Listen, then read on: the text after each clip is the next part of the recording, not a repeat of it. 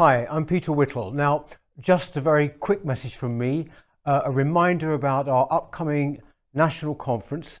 It's on Saturday, the 22nd of April, that's the day before St George's Day, in Birmingham. Do get your tickets, it will be a great day. So to do that, just go to the link below this video. That's our conference, NCF in Birmingham, 22nd of April. See you then. You're watching Deprogrammed. I'm Harrison Pitt, a writer for The European Conservative, and I'm delighted to be joined today by Evan Riggs, who's a freelance journalist, and Stephen Edginton, who is a journalist for The Telegraph. Now, Steve, as I understand it, you've recently been in Washington, DC at CPAC. Could you tell our viewers what that is? So CPAC is where every year American conservatives gather to have fun, to network, to watch speeches. And in recent years, it has become a major event where Donald Trump and his supporters have gathered. People are now calling it TPAC because it's such a Trump-dominated event. And it's usually a lot of fun. This year, it was held in Washington, DC. But every year, usually you've got thousands and thousands of American conservatives coming together and discussing and debating and networking. And why were you there for The Telegraph? What were you looking to find out? We were there to find out whether Donald Trump or Ron DeSantis, his rival for the Republican primary, were popular among American conservative activists, essentially. So I wanted to find out whether Trump had sort of lost his shine, as it were, among American conservatives. And we went around and interviewed a load of people, sort of just general people milling around. And yeah, we wanted to find out who they supported and whether there was some. I also wanted to find out the nuances behind why they like Trump still, or whether they didn't like Trump, or what they thought of other candidates like DeSantis. And go on. How did it break down? Did you come away thinking it's going to be Trump or DeSantis? Well, I came in there thinking that DeSantis had a good shot at being the Republican candidate, because I think he's the safe bet. I think he's the smart bet for a Republican. He's got Trump's policies and agenda, but without the baggage. So he isn't tweeting, he isn't making these what I would call narcissistic comments, where he makes everything about him, this sort of crazy sort of Twitter storms all the time, media storms. Okay, it has its advantages as well, but it turns a lot of people off. So I'd have thought, if you're a Republican voter, DeSantis makes perfect sense. And I was there at CPAC for 3 days. It ran for 4 days, I think. Well, I was there for the whole time, but the main events were over a Wednesday, Thursday, and Friday. And on the first day that I was there, I couldn't find one DeSantis supporter. So we went around interviewing all of these kind of MAGA, loving people, love Trump. Yeah. Some of them hadn't even heard of DeSantis. Really? Or they didn't know anything about him. Really. They were pretending not to have heard of DeSantis. No, that actually doesn't surprise me at all. What people fail to realize, I think, a lot of the right-wing kind of intelligentsia is all the things that people find deplorable about Trump is what the deplorables love about him. Yes. And then these people have no time for anything else. Yes. For better or for worse. I mean, Trump's base, which is only growing by the hour at this point with his indictment, is fanatics. And it's a good thing to have, 50% of the Republican base to be completely fanatical for you, The question is whether that translates to success in a general election, though. So this is what I think what Steve is saying, and saying that DeSantis is the safe bet. There's no question that Trump's an incredibly magnetic personality. He's clearly a force of history. And there hasn't really been a president, a character like him in American politics, arguably since Theodore Roosevelt. But the question is, as Steve says, there's no question that Trump is very good at electrifying that Republican base and getting them excited and driving them to the polls in a primary or even in a general election. But whether we like it or not, he did lose. If we're talking in pure popular vote terms, he did lose the 2020 election by 7 million votes, if you believe the official figures, which of course many people don't. But if you do believe the official figures, he lost that election by 7 million votes. And I don't know if there are sort of 7 million voters in America who are going to switch to Trump on the basis of the fact that he's being pursued and indicted at the moment. Like, unjust though that is. And DeSantis is much better with independents, he's much better with suburban women, and you can be as attached as you like to a personality. There's a certain romance around Trump, there has been since 2016, but the question is whether you want to be heroic and lose, or whether you want to be a little bit more dry and effective, but actually win. And I think DeSantis would. I think Trump could beat Biden in 2024. Don't get me wrong, but I think it's more of a gamble. But the people there, they weren't sort of receptive to that kind of thinking. Well, I had an interesting journey there, and I think, listen, as I said, CPAC over recent years has become a very, very Trump-dominated event, right? So all of his supporters are going to CPAC. You didn't have his rivals really speaking on the stage. So you had Nikki Haley, I think, who actually got booed off the stage, or went, not booed, not quite, I'm rephrasing that. She came out of the stage room and people were shouting, Trump, Trump, Trump, Trump, Trump, like this. So there was I think Vivek, I can't pronounce his surname, you know who I'm talking about, the other candidate. Vivek Ramaswamy. Vivek Ramaswamy. Okay. So he's the other candidate who's sort of announced. There's actually another guy in recent days. Asa Hutchinson. Yes, that's right. Former governor of Arkansas. Everyone was, waiting to see whether Asa would holding strong at 1%. Exactly. But basically, there wasn't any people who didn't support Trump, really major kind of figures speaking at CPAC this year. Like DeSantis, he could have been there, but he chose not Apparently to. he was invited. Yeah, he was invited. Totally, he could have been there. Yeah. The guys who run it is a guy, so I think it's called Matt Mercedes Schlapp. Who there's a bit of controversy at the moment over Matt Schlapp's. He's being sued by someone, or there's some allegations to do with sexual assault. Okay. Anyway, so CPAC has become very Trump dominated. However, on the second day of CPAC, I did meet some DeSantis supporters, and what I found was there was an interesting reluctance to say on camera that they supported DeSantis because they felt that Trump was such a sort of dominating personality, and I think people were describing it to me like there's a Trump cult, and I think I really saw that. People were saying some extraordinary things about that. This is like the Messiah. This guy is like he's going to save our country. Blah blah. I mean, fine. And so I did find some of those DeSantis supporters, they were less willing to talk to me like on camera. So maybe there's an underlying support for DeSantis, but I think with the recent indictment, this may be changing things, or at least it's changed things in the polls. I mean, like Donald Trump's lead has massively increased. And just to finish my CPAC story, on the third day when Trump was speaking, so he made a speech, and everyone, they want to keep everyone at CPAC, so they have him speak at the very last moment, the last day. I went and saw the speech. And I thought he was fantastic. I thought he was absolutely amazing as a speaker. And this is the thing, don't underestimate Trump's star power. I mean, he's incredibly charismatic, extremely funny, one of the funniest people probably of the century. Just his sense of timing. He is a fantastic, speaker, and someone who sort of can rile up a crowd. And I was in this sort of journalist pack at the back of the CPAC hall. So there's this sort of massive stage area with thousands and thousands of seats, and they put the journalists right at the back. And I think, obviously then we need cameras to film it at the back, but I think they were sort of slightly punishing us, which is fair enough. But that also meant that the journalists were put right at the back next to all the seats at the back, which were empty. So what I was watching was all the journalists were like going around taking photos of all the empty seats because they were right next to them. Anyway. By these journalists, you mean like the CNN and... It was like all the other journalists, the American journalists who were there. So I was very impressed with Trump's speech, and I thought he was very funny and he made me laugh.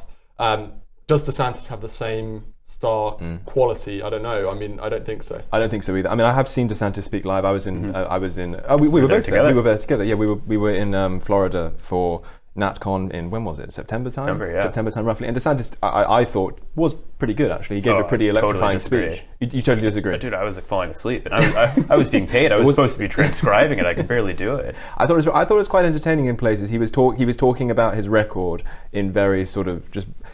I'm not going to pretend it's as charismatic as Trump. It clearly isn't. It doesn't even come close to being as charismatic as Trump. But he was, I thought, pretty effective in saying... in sort of listing the many wonderful things he's done in Florida as governor and satirizing the left. Yeah, I listen, I like DeSantis a lot. I'm a registered Florida Republican. And I think having DeSantis as the king of Florida is great.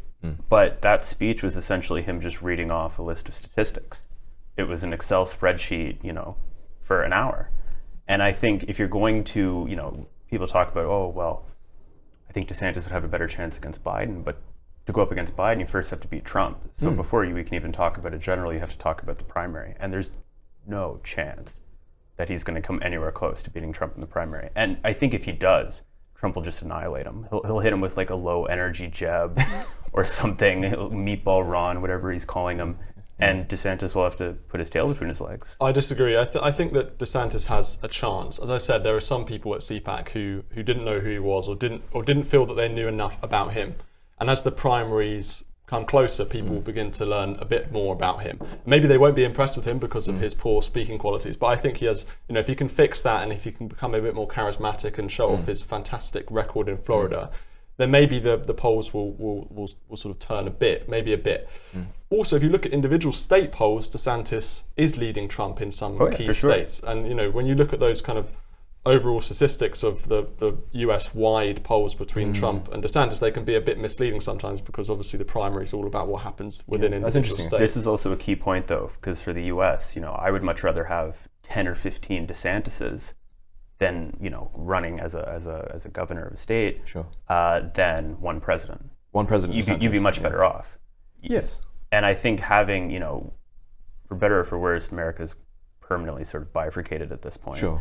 And I think the real wins are going to be on the local level. So having DeSantis run Florida, which is now like sort of a conservative refuge, and they're going to kind of like try to cut it off from the mainland like Bugs Bunny, is better in the end than having him as president. He's going to be able to get more done. But within a limited time span. So I mean, according to the Florida Constitution, his time as governor will run out in, I think, 2026.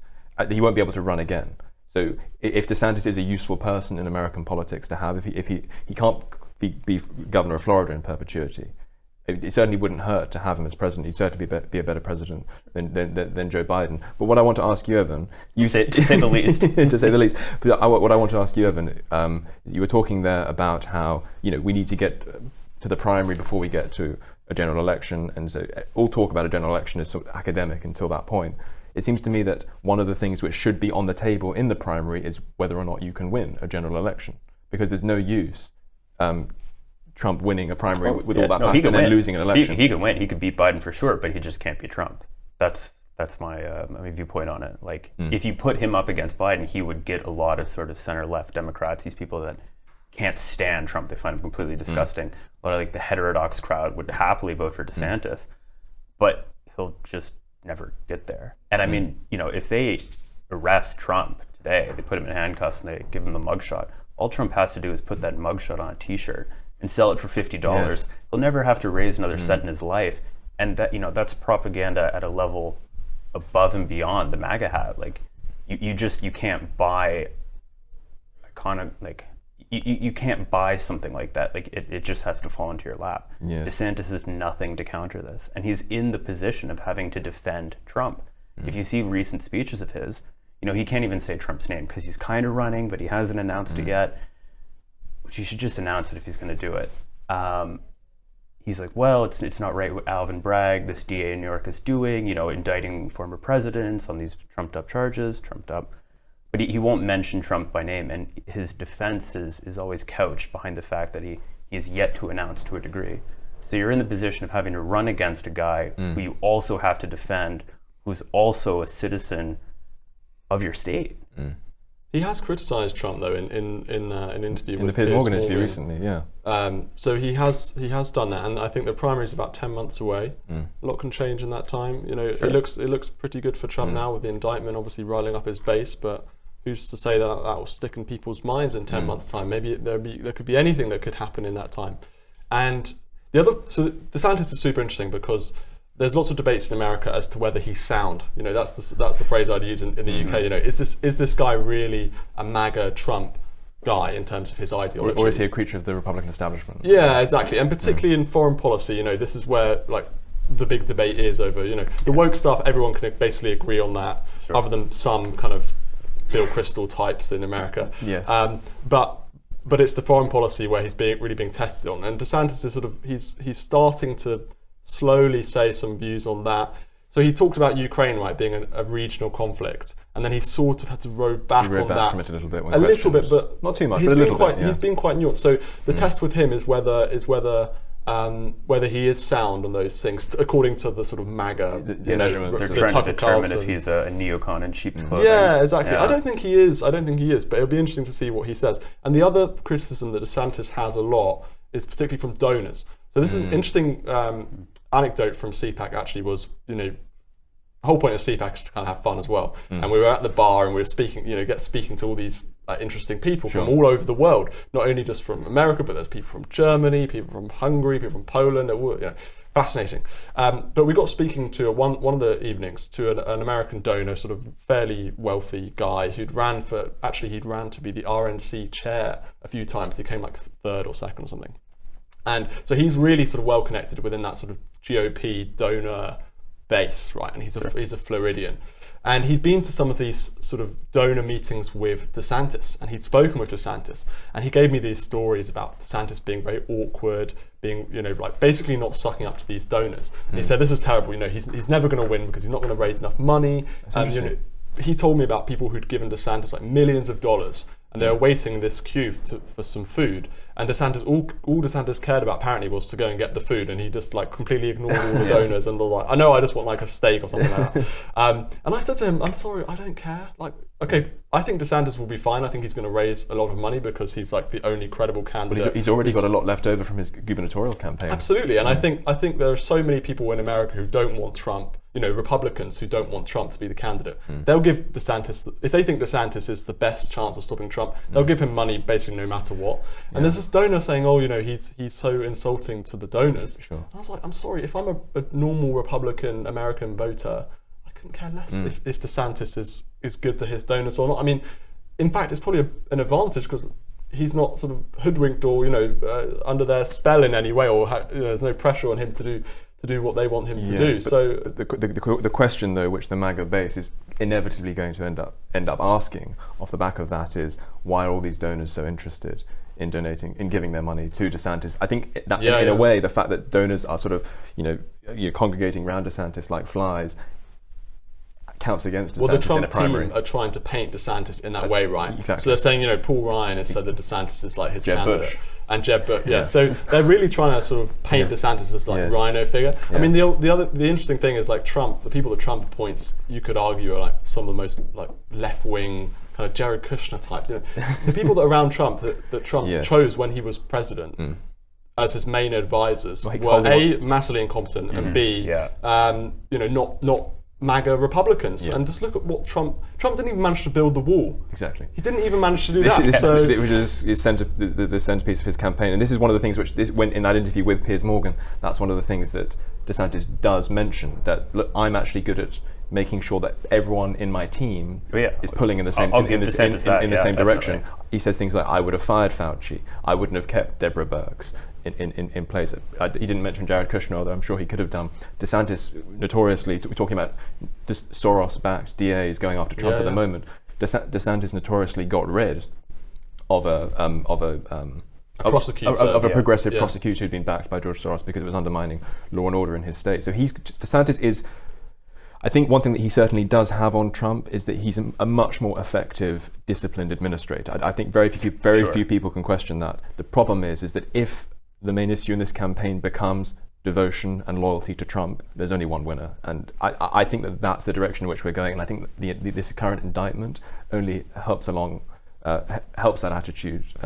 This was definitely sort of Trump's fundamental fatal flaw in 2016, was that everybody he hired hated him and hated what he stood for. But I think, and I think in 2020, regardless of you could say like, can he win again in 2024, having come back?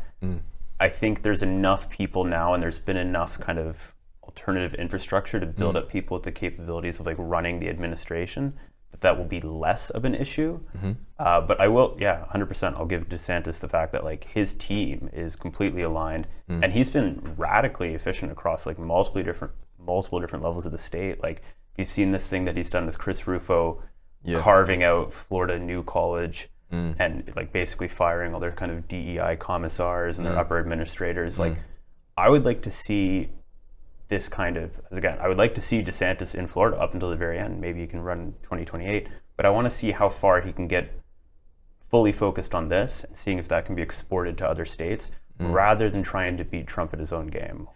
It wouldn't surprise me if DeSantis is coming close to agreeing with you actually at this point. Maybe, I mean, it's perfectly possible that one of the reasons why DeSantis is delaying his announcement is because he wants to assess the landscape and if the sort of the Trump... He'll run, no. You think he will run? He'll definitely run. I don't think he will.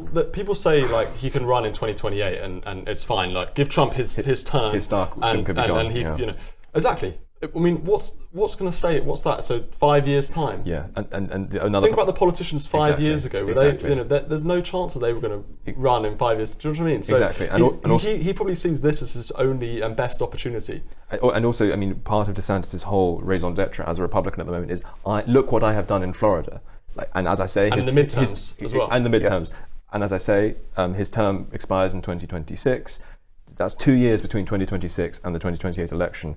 What's he going to have to run on? What's he going to do? Is he going to find a seat as a senator of some kind? I mean, it's very easy. It's very difficult in American politics to sustain the attention of the electorate week by week, let alone year by year. So I wonder whether maybe DeSantis will gamble this time around. But one thing I want to bring it on to is we're talking there about the fact that DeSantis is sort of pitching himself as a more effective administrator. He's going to, so for example, he'd be much better, say, at taming the bureaucracy in Washington, getting rid of sort of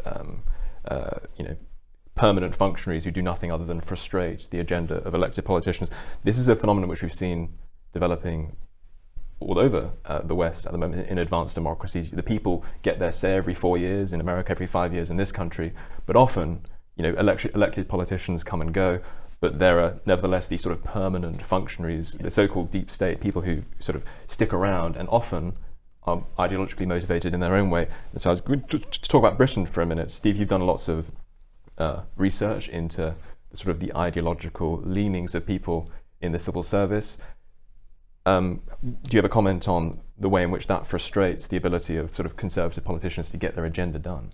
Well, it frustrates conservative politicians to the extent that conservative politicians have an agenda to enact, which I don't think that in the UK we don't have a Ron DeSantis figure who wants to do this stuff. Sure. So part of it is willingness from the politicians to actually tackle, let's say, for example, diversity and inclusion. I mean, look at the Equality Act. So for people that don't know, Equality Act 2010 passed under the dying sort of months of the Labour. Brown government. The Tories obviously have had every chance to repeal it, and in fact they've actually amended it to make it even worse. So the Equality Act basically enshrines under law certain protected characteristics that you can't legally discriminate against people with. So whether you're gay or you're straight or you're man or woman, so basically these sort of certain characteristics, gender identity, whatever, are all protected under the law against discrimination, and this is used as an excuse, and particularly, by the way, there are particular sort of sections to do with the public sector, so that are relevant to the public sector of the Equality Act. So basically, these public sector organisations cannot discriminate in any way, and the civil service uses this legislation to pass what we call woke acts. So initiatives, yeah. So like networks, for example, they have all these networks. Give us an example. Yeah, so like they've got the gay network and they've got the trans. They've got one called Agenda, yes, which is a very ironic name. I mean, agenda. Nice. So Agenda. I think this is the trans one or the gender identity one, which is one of the worst kind of initiatives or networks that pushes these ideas. So these networks basically are organisations within the civil service. The civil servants can sign up to. Some of them are cross-departmental, so any civil servant can sign up to them, but there's loads and loads of them that are sort of specifically so for various departments. So like the health department will have a gay network, but so will the defence, like MOD or whatever. Anyway, so these networks are just one example of how the civil service is sort of perpetuating woke ideas.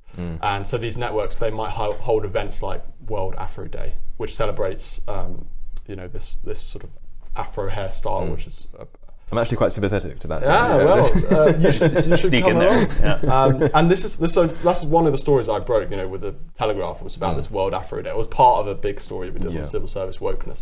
And if you looked at like who was speaking at this World Afro Day event, it was like people from MI5, people from MI6, people from across the entire government apparatus. And that's just like the most ridiculous thing, that we don't need this complete waste of time and money and resources, and it's pernicious and it's political, and if you're a civil servant you need to be impartial, and it's obviously not impartial because we're talking about it and we disagree with it, and there are some people who still don't agree with this stuff. Anyway, as you say, civil servants, of course, they're part of this kind of cultural revolution, right? I mean, the massive shift to the left in culture. Civil servants, their backgrounds are overwhelmingly from kind of Russell Group universities, Oxbridge. They live in cities. You know, they're very socially liberal, and most of them based in London. And so it's no surprise that they disagree with what the government's doing. And unfortunately, they're no longer. Not that perhaps they never really were, but they no longer hold that that mantle of impartiality as important as it used to be. Or I'm going to add a bit of nuance to that. They probably think they are being impartial because they think that their ideas are sort of universal. And if you disagree with the ideas, you're like racist, you're conservative. They don't understand what conservatism is. They don't understand conservative beliefs. They don't understand why anyone would disagree with their basic fundamental values of what, like, of human rights or of gay equality or whatever. So they view themselves as being impartial arbiters of government policy. They think their views are sort of the equivalent of being against kicking babies in the face. Right. And go on. In a way, it's like the myth of neutral institutions, but these people are the institution. And I think, even apart from their general sort of political outlook, pragmatically, all the incentives are there for them to entrench themselves in this kind of bureaucracy and never let go. They're dug in there like ticks. Psychologically, these people are not the kind of go-getters. They're not entrepreneur types. They're not standing above the crowd, declaring that themselves are Spartacus until everybody else does it too. What they want is they want a boss, and they want people around and underneath them. And if they're kind of lodged in there, there's no way you can remove them. As long as they don't have their head above the parapet, they're set. And I think, for most people, most people don't want to get in front of cameras and talk about politics. Most people don't want to run and, really put themselves out there. Your average person just wants to be secure. And this is security at a level that, you can only dream of. You can't get rid of these people unless you're willing to, set fire to the whole thing. Sure. Even if they're incredibly incompetent, even if they break the law. Okay, I'll give you a great example. You can get rid of them. Right, Angus Lapsley, have you heard of him? So he's an extremely senior civil servant in the MOD. So he was the head of like the European strategy or something like that. And he left some highly secret, top secret documents at a bus stop in Kent. And there's some rumours as to why he left them there, but I won't go into that. But he left them at a bus stop. And they were to do with NATO troop movements in Afghanistan and the Royal Navy's exercises around the Crimea. So this is serious stuff. Yeah. A member of the public picked up these documents and gave them to the BBC, who published some of them, obviously not all of them, but some of them, which, by the way, is contentious as to whether they should have done that. But that's not the point. So what happened to Angus Lapsley? Okay, there was an investigation. His name wasn't released until the press found out his name, and I actually found out his name, really annoying, on a Friday morning, and the Telegraph were going to publish the name on like the next Monday, and the Guardian got it out on the Sunday. So I was like, anyway. So Angus Lapsley, it's annoying, we got scooped. It happens. But yes, anyway, so what happened to Angus? So he didn't get fired, he didn't get prosecuted, his security clearance wasn't taken away. He got moved to the Foreign Office. Okay, so what does he do now? He works for NATO. He's he's one of the most senior, I forget his exact job title, but he's one of the most senior directors at NATO. I did a story about this when he got appointed to NATO. I was like, this guy is a security risk. This guy is a complete disaster. I mean, he potentially put like British lives at risk by particularly in the Afghanistan situation where we have troops on the ground. Absolutely. There, So this is one example of a deep state official who's very well connected, and I've known his name for years and years and years because Brexit campaigners have been made aware of him because during the Brexit negotiations he was seen as one of these civil servants who was frustrating things. He was a massive Remainer. So he's just one example where you can literally, I mean, he was breaking the law. He leaked top secret documents. I mean, he did it by accident, but that doesn't matter. And he's completely gotten away with it. And other civil servants who are incompetent, for example, they don't get sacked. I mean, generally they'll stay in their job. They don't get sacked. They'll just get moved on to another department, basically. And this is another problem the civil service has: is there's no expertise within the civil service because people generally stay in their job for an average of 2 years. So when you go into a department, no one actually knows what they're doing because they've basically been working and hopping throughout different departments because they get bored and they actually want different experiences, and that's how you get promotions in the civil service is to go to other departments. That's how you go up like a grade, what they call grades. So they've got like pay grades, so they're able to go up. There's so many problems. And in America, what's interesting is that 40,000 people were sacked and rehired every presidential election because they have a slightly different system to us where they appoint thousands and thousands of bureaucrats. So that when the Republicans come in, they appoint Republican bureaucrats. And in the lead up to the presidential elections, you have like these huge think tanks in America, like the Heritage Foundation, who sort of set people up ready to be hired by the next administration. So there's a huge industry in that, massive amount of money swirling around, and it's an interesting way of doing it. They've still got problems because there's loads and loads of civil servants. And 40,000 is a drop in the ocean compared to the Washington swamp. I mean, it's like, but compared to Britain, where it's about like 100, because you've got basically all you have is the SPADs. So these are the special advisors to ministers. These are the only like what I would call the equivalent kind of political, appointees as in America. And SPADs, they vary as to their effectiveness. They can't do everything. They can't think about everything. And whether SPADs are conservative is another question as well. Properly conservative. Sure. Some of them are, but some of them aren't. So that's the difference between America and the UK. And lots of people are saying, listen, like David Frost saying, we need to reform this stuff. Yeah, that seems to me to be the case. I mean, what would be stopping a motivated conservative party with a majority in Parliament from drastically whittling down the civil service, because it would make it more affordable, and it would make it be much more nimble in terms of actually getting their policy agenda through. There's nothing stopping them from doing that. Well, it's a hugely complicated issue, and Cameron tried it, and every government tries to reform the civil service. And the problem is it takes years to do, because it's such a, as I say, vast, complicated bureaucratic network. And some civil servants say they want to help you, and then they frustrate you, and they launch all these reviews, and eventually they just think, we've got other more important things to be getting on with in government. We've got to be thinking about inflation, we've got to be thinking about the economy, we've got to be thinking about all of these crises, COVID, whatever comes up. So it just gets kicked into the long grass, because no government's priority is going to be, right, we're going to tell the British people we're focusing on reforming the civil service, who cares?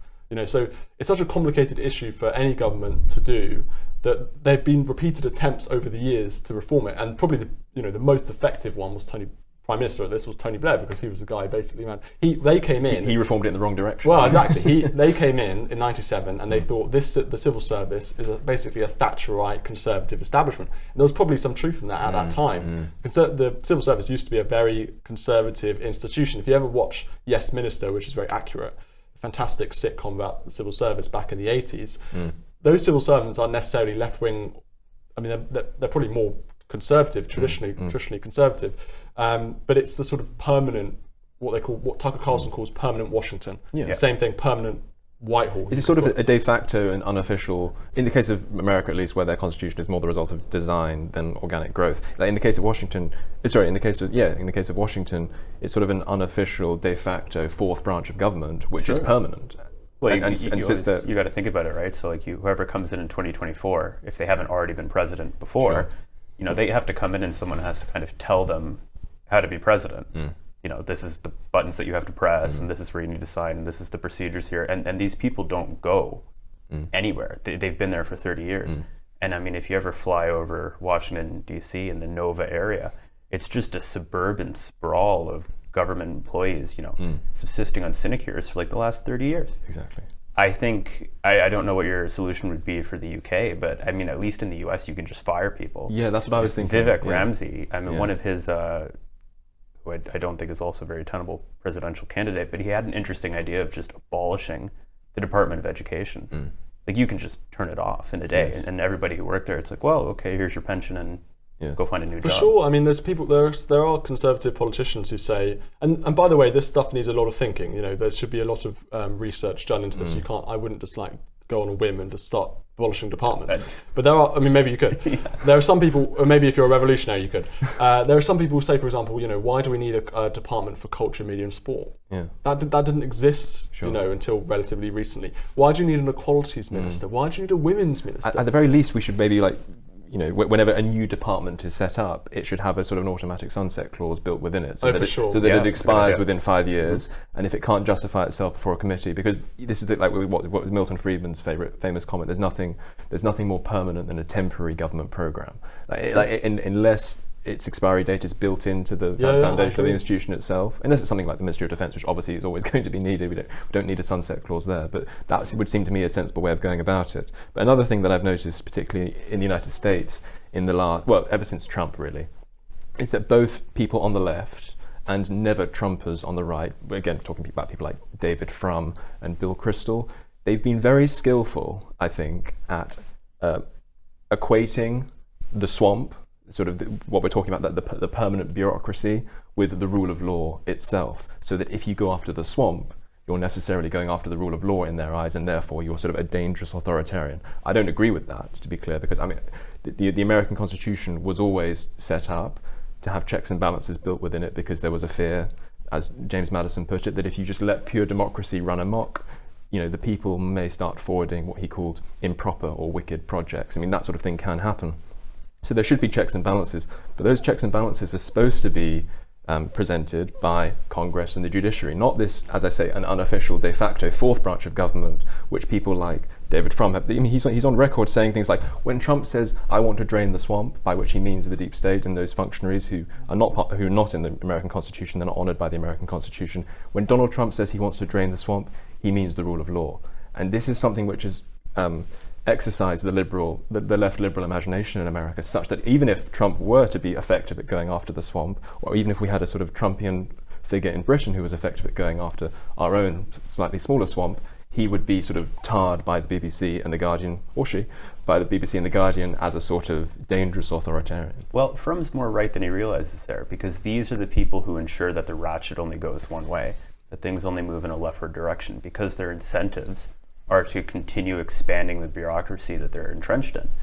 And I think, when he talks about the rule of law, he means kind of the liberal homogeneity that you just simply can't escape from these days. I mean, maybe it was different in the Thatcher years, but these people are entirely left-wing because that is the incentive structure for them to be. Yes. And people sometimes say on the right, like, we can kind of entrench ourselves in there as well, we can take it over from the bottom up, but you can't infiltrate an institution to a meaningful level without it infiltrating you first. And I think, at least in America, this is the biggest political question. Here it might be immigration, but then it would be number two for sure, is how do we clear a lot of this out? I mean, personally, I would do what Elon Musk did at Twitter. I would just turn people's badges and emails off, and then when things break, rehire them back to get it working again. Well, I agree with you to an extent. I mean, we're talking about people's lives here. Whether they get their welfare check or whatever, using American terms, or not. And there's some really important functions of the state which, if they break down, there are serious consequences for ordinary people, and we can sort of laugh about it on a podcast. But I wouldn't just sort of willy-nilly start firing tens of thousands of people, because there could be be serious consequences for people. And I think this goes down to a fundamental question of what Conservatives should do. So, there's this argument among certain left-wing Conservative MPs who say that, we can't, for example, abolish these departments or reform the civil service or change the law in these ways because we are Conservatives and we're here to conserve these institutions. Isn't that the whole point of being Conservative, is to conserve? Well, they miss the point entirely. You are defending a liberal establishment that has existed for 20 years max. Exactly.